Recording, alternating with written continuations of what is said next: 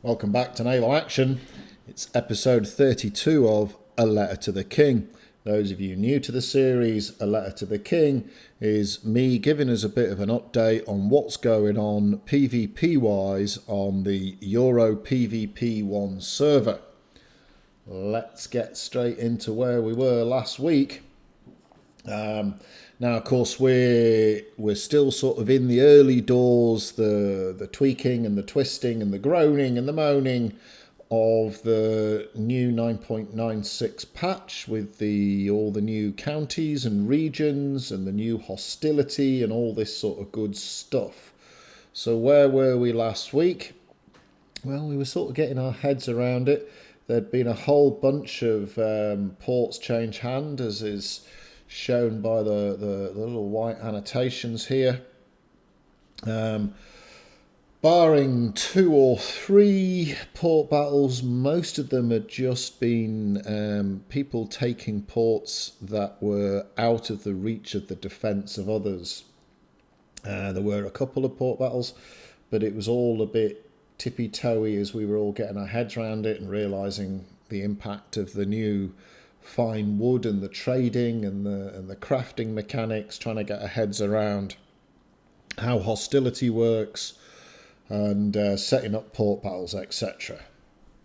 So let's have a look at what happened now. Now, the alliances are the same, but I am hearing from various contacts in some of the nations there may be a tactical change in the next week or two. So the alliances run for 3 weeks now, so it's pretty hard to change your mind. And to be honest, I do feel as though the French, the Swedes, and in particular the Danes missed a bit of a trick here. They should have fallen out of love with Spain probably a week before the patch came.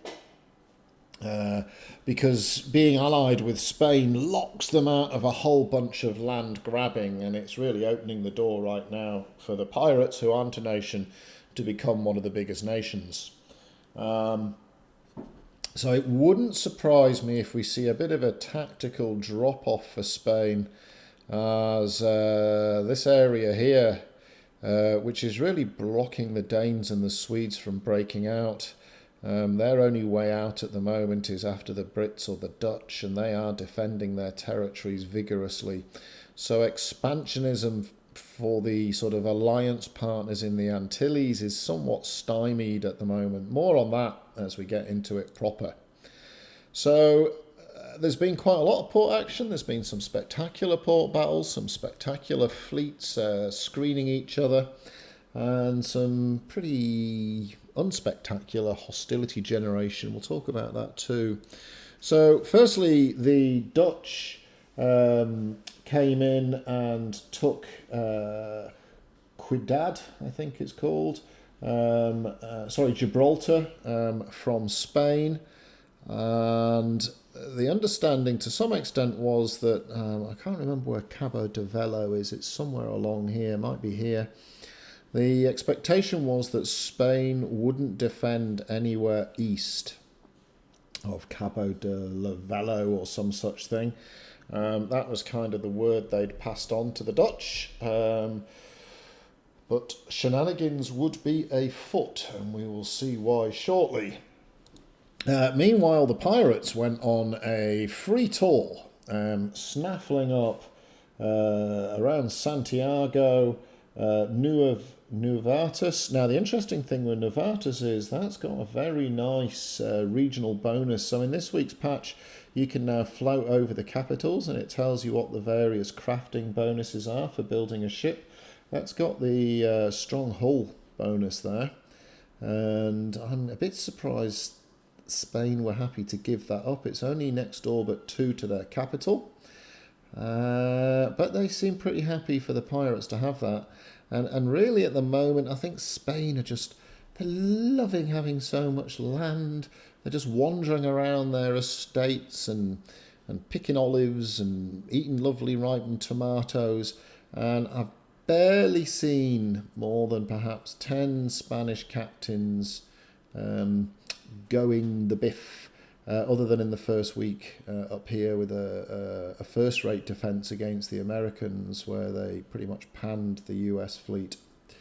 But outside of that, the Spanish at the moment, they're a bit quiet. We know there's lots of them now, and we know they've got a hardened PvP core from the last war, where they sort of pivoted in the centre of the war and really began to push their attack. So there's a sleeping giant somewhere. No one really knows where it is with the Spanish. Well, it's certainly not here, because they ceded this territory and Santiago to the pirates, and my understanding is they weren't contested. The pirates also grabbed up the Port-au-Prince county from the French, and my understanding is that wasn't defended either. There are stories afoot that the pirates and the Danes have been having at each other, which would be some very high quality PvP. My understanding this is predominantly in open water, but some of the best PvP fleets belong to the Danes and the pirates, so that would be some pretty good stuff.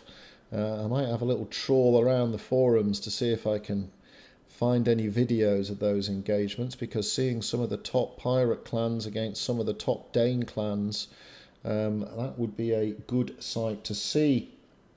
Now, one of the most spectacular things of the week was the Danes managed to get hostility up around Bermuda. So Bermuda is one of the resource war targets. It produces the special Bermudan wood, and also Bermuda has a speed bonus to it.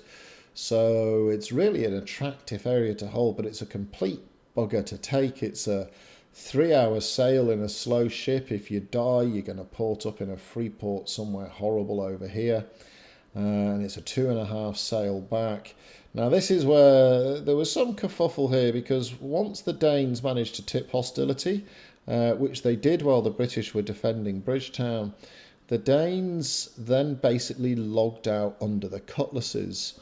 And this has caused a bit of a discussion in the forums about whether or not screening fleets are a good thing. Should you have to sail to a port battle?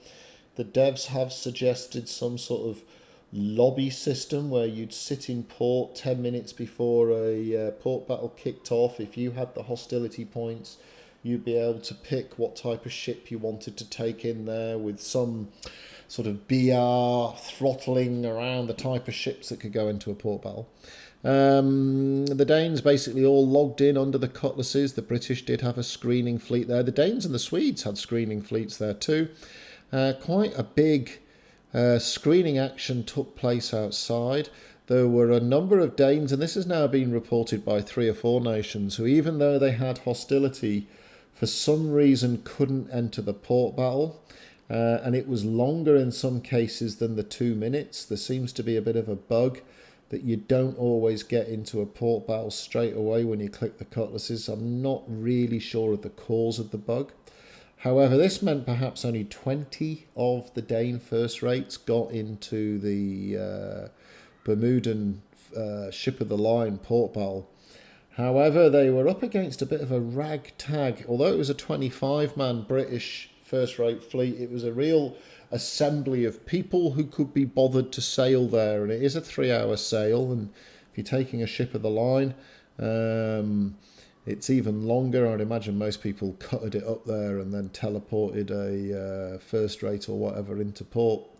And to be honest, although the British held, the Danes kind of won the day in the port battle. I think they sank 11 or 12 British first rates and only lost 5 or 6 of their own. But because they only had 20 in, they never managed to tip the BR within the time. So it was one of those, it was a sort of empiric victory to the Danes to some extent. Their first-rate fleet, which is always is the fleet that hardened itself many months ago around Arves. They're very disciplined.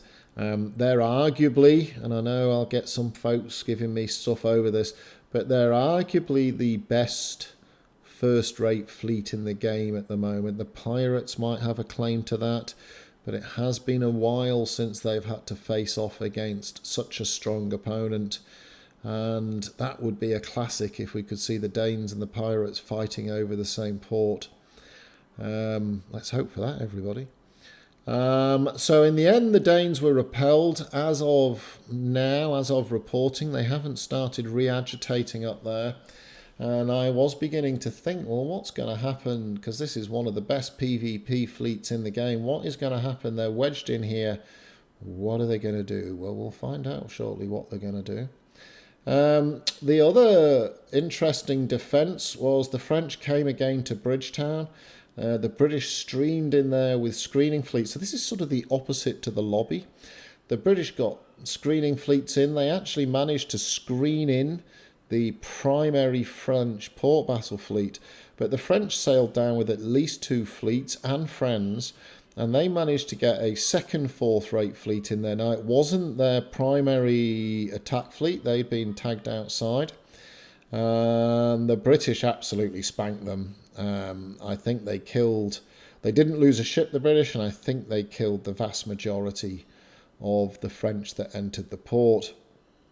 So you've got really the two extremes here. You've got ships popping in under the cutlass and jumping in. That's the kind of the pro-lobby thinking. And then here you've got, there must have been 120, 130 players involved in this pre-engagement and then engagement proper. Now, I'm not having any go at all at the Danes because this is a strange port to try to take. It's probably the hardest port on the map at the moment before we bring in fortifications inside land and then perhaps Salamanca or somewhere, which is this nightmarish gully that you have to run, might become the hardest to take. So no criticism of the Danes really. The devs said it wasn't an exploit. They were welcome to do it. The not getting into the battle straight away proved to be a problem, probably decisive in the Danes not taking Bermuda. But I think personally I'm a big fan of, I like the big coordinated fleets, I like the screening fleets. As it happened, if the Danes and the Swedes had been down here helping the French get in, rather than up in Bermuda tipping the hostility, we might have seen the French get their primary fleet in and we might have seen Bridgetown be a full 25 on 25 battle, but it wasn't to be. So, you know, get over it. So the Brits held Bridgetown, and this is a real hotspot because this is, while the Brits hold Bridgetown, it's supporting their Dutch allies not having to be on 2 flanks at the moment. So this will continue to be a hot spot around here, and of course it's incredibly close to the French capital. It's less than an hour's sail for the Swedes, it's an hour or so sail for the Danes, so plenty of pressure on round here. And this will be, I did speak in the last video that this new system will get more exciting as borders begin to form, and this is the sort of first real border point that's formed. There is another 2 perhaps that are beginning to form, but this is the first real border point where we should see lots of good fighting. Now the Dutch decided to go into Cumana, and they were met with a reasonable screening fleet, although the Brits came and helped them. Now, the Dutch managed to arrive probably 10 minutes late for the port battle as far as their first-rate fleet being ready to enter. You don't know how many baddies are in there, or opponents are in there. And so the Dutch got there and they saw that actually there was a full fleet in there, and they were surprised because they didn't think the Spanish had said, look, we're not going to defend east of Cabo de Velo or whatever the hell it's called. And lo and behold, the Dane first-rate fleet, still gnawing on the bones of salty British captains, was in there in force. I think there was 1 Spaniard and 20-odd of the Russian-sounding Danish players. Now, this was a calamity for the Dutch for 2 reasons. Firstly, the Danes are really good. Secondly, if you get into a port battle late, your opponents in the current port battle mechanics can basically line up either side of your spawn point and welcome you with a whole bunch of double shot how you're doing, and a few up your bum stern rakes while they're at it. And that's pretty much what happened. Now, even if the Dutch were a match, man for the Danish fleet, and I'm certainly not saying that they're not a match, but the Danish fleet is a real challenge. It's really difficult to recover from entering a port battle and pretty much your entire line, or at least the majority of your line, taking a couple of full-on broadsides before you've even really got your sails up. And it was hard yakka from that point on, and I think the Dutch only managed to get one first rate out of there alive. So ouch is that one. And so, although Spain have said they're not going to defend these lands here, the French and the Swedes and the Danes seem to have a different opinion. So this is really going to stymie the Dutch advance. Meanwhile, the Americans have woken up after taking a shellacking at the end of last week in a assault on a Spanish port just south of St. Mary's here. The Americans managed to snag up a couple of ports off the pirates in the Bahamas. And this is a really weird place to do a port battle because this is in the starter zone.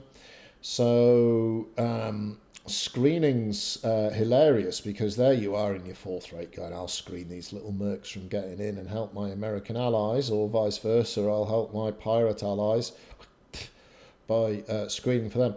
So you tag a merc in your Connie, and none of your mates can enter because it's in the starter zone where there's a one-on-one rule, or more can join until the BR's equals. So you tag in a little merc trying to get into the port battle in your nice fat 300 point Connie, and 4 other little shitters can join. And before you know it, it's rake o'clock, and the screening fleet, it's like being eaten alive by mosquitoes. However, the Americans were successful in capturing both their targets in this area. And finally, the British managed to eat up a little patch of ports here between Belize and around south of Placenta. I can't remember the name of the ports for the time being. It's Halloween over here in Australia, and we haven't had any kids come round tonight, so I've eaten all the lollies, so I'm on a bit of a sugar high. I think I've caught diabetes. Hopefully they won't come and I'll have all the lollies. Mrs. J's delighted. So the Brits snagged up a few ports around here, and there's been quite a lot of hostility games going on in the Brits' most forward port post, which is Belize. So the Spanish have a couple of times got this over 50%, and this could be the second border here. We could be seeing the development of the second border, with the third border being up around here. So that's a bit interesting. Now, let's have a look at where we expect the BIFO to be next week. So as I've just said, I think this area here is going to be an area of ebb and flow hostility generation. I put a video up earlier in the week if you're interested. It's in my playlist, my naval action playlist on how hostility generation works. But the lovely Spanish managed to get the hostility up to around 60%, I think, over the weekend before the Brits quashed it. And I suspect they weren't doing fleet missions. I suspect they were tagging AIs because there were scouts out all around the Belize region, and it was only when we spotted the Spanish fleet in open waters that we had a chance to engage, but they ran away up the passage past Ambergris and into the safety of Salamanca, which incidentally, sailor cutter in there, that is a nutso port. When Salamanca is defended, that will be shits and giggles all the way, because it's bottleneck.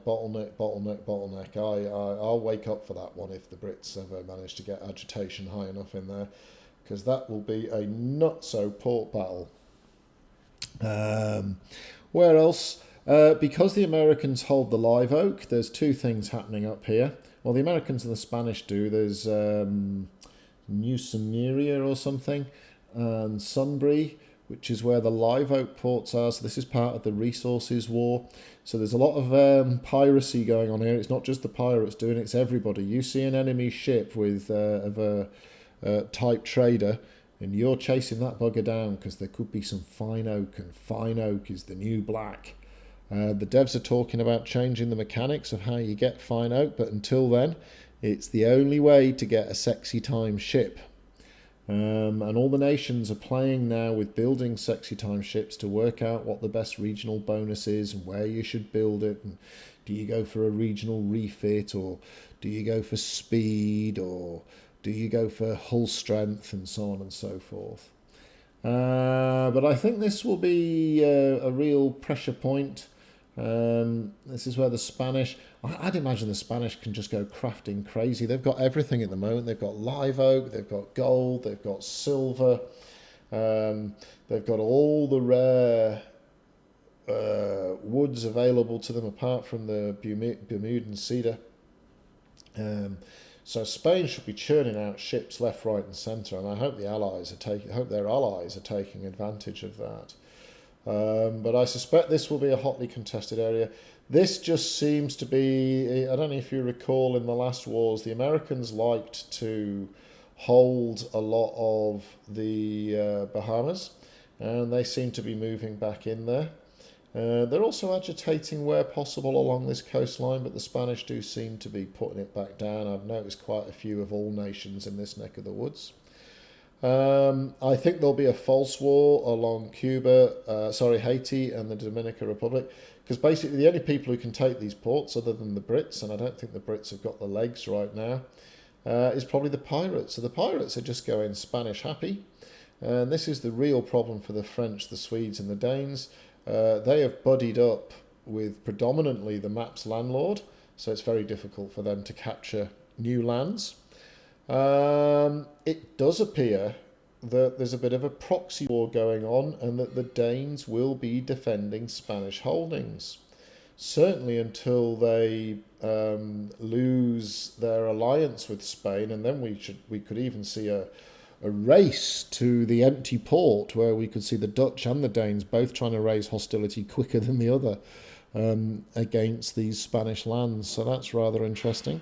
The Brits have been agitating around Trinidad, but there's a bit of a bug that's causing that to be too hard, to be honest, for the Brits. So if the Brits, say, raise the hostility to 50, the Spanish aren't, there's no Spanish. I've seen one Spanish player over here, pretty much. A few more in this area, but barely any, if any, Spanish. And he's probably lost. He ported to a port he forgot he still had or something. But what can happen is, so the Brits raise hostility to 50 here, doing fleet missions and the likes. And then the French and the Swedes come down and do anti-hostility missions. But the problem is, if the Brits kill or engage the French and the Spanish, they don't generate hostility. But if the Brits die, they lose hostility. So that's a bit of a silly bug around here at the moment, which basically means the best way to defend your own territory is to have other people do it for you as a proxy. And I think that's a bug, and I think the devs need to fix it. I think Bridgetown will be a constant biffo zone, as it's the primary expansionism for the Antilles Club, because they're accidentally best buddies with the landlords. And that's sort of it, I think, for this week's Letter to the King. We'll have a look at what's happening to nations as far as their holdings concerned. So Spain have lost another 20 ports. They lost 17 last week.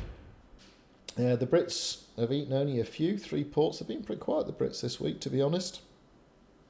I think they're fighting on lots of fronts at the moment, defending and helping their allies and crushing hostility. The Pirates are having a happy day, and they're flying up the ladder. They've picked up another 12, so they've doubled their holdings in the first 2 weeks of the new county and region system. The French lost a few. That's totally Port-au-Prince. The Dutch did grab a few up early doors around Gibraltar. The Swedes are landlocked at the moment. They can't really advance anywhere. The Americans grabbed up a few in the Bahamas. And the Danes, like I say, they had a valiant effort at Bermuda. They lost the port battle, but they kind of won. They had a moral victory there. So that's it for this week's Letter to the King. I hope you enjoyed it. I will see you on the oceans, and I will catch you.